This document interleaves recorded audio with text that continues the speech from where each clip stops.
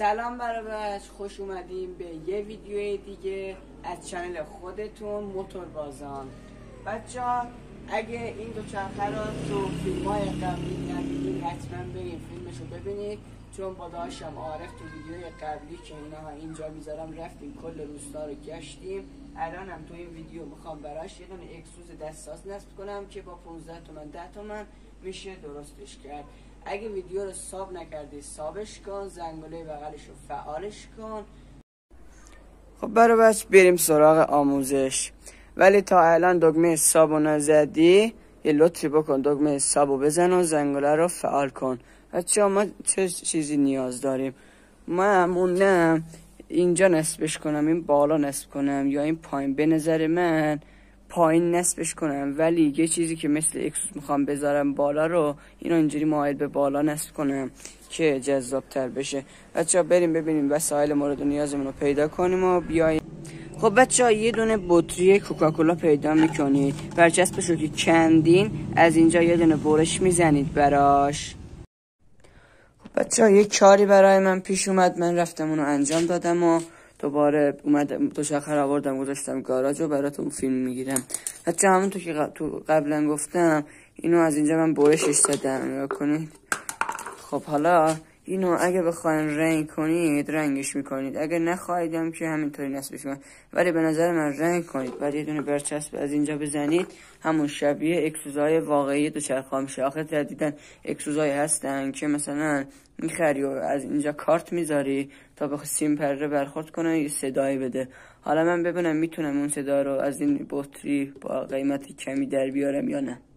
بچه همونطور که میبینید من بطری رو از اینجا ببینید با یه چاقوی چیزش کردم، سوراخ کردم. ببینید بذار دقیق فیلمو بگیرم معلوم باشه، واضح باشه. ببینید از این طرف ببینید اینها بطری رو سوراخ کردم، این وسطش مربع که خالی مونده. بعد میخوایم بیاریم بذاریم اینها اینجا. به نظرم تو فیلم زیاد واضح نمیفته، اینها الان واضح شد. ببینید بطری رو از اینجا چیزش کردم، مثل یه مستطیل مربع بریدم. بعد میخوایم بیارید بذارید اینجا با یه چیزی، الان من میبندم. بعد با یه چسب نواری، من واقعیتش اسپری رنگ نداشتم، با این چسب میخوام یکم اسپورتش کنم و بذارم اینجا. در آخرم نتیجه رو براتون میذارم. تا اینجای ویدیو اومدی ساب نداری لطفا این چنلم رو سابش کن، زنگوله رو فعال کن و اینکه لایک فراموش نشه. ممنون. بچه‌ها با چسب مشکی یا همون چسب برق یکم براش رخ آوردم، حالا ببندم روشو براتون فیلمشو بذارم. خب برای به آخرای این ویدیو هم نزدیک شدیم. اینم از نتیجه کار. من حالا اسپری نداشتم، با چسب برق یکم طراحیش کردم که خوشگل‌تر بشه. از این نزدیکم نگاه کنید ببینید که با لاستیک درگیر میشه. بذارید من یه با لاستیک درگیر میشه. الان یک بذاریم اصلا میشه امتحانش کرد یا نه.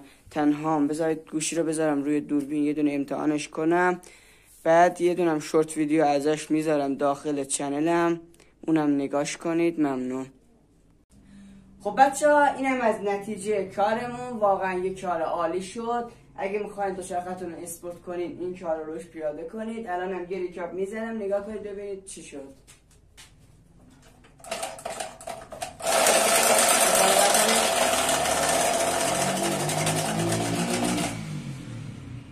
داخل چنلم شورت ویدیو رو اگه تماشا بکنید، داخل شورت ویدیو هم نهاییشو گذاشتم براتون که توی خیابون چه صدایی میده. ممنون میشم بدونم نگاه کنید.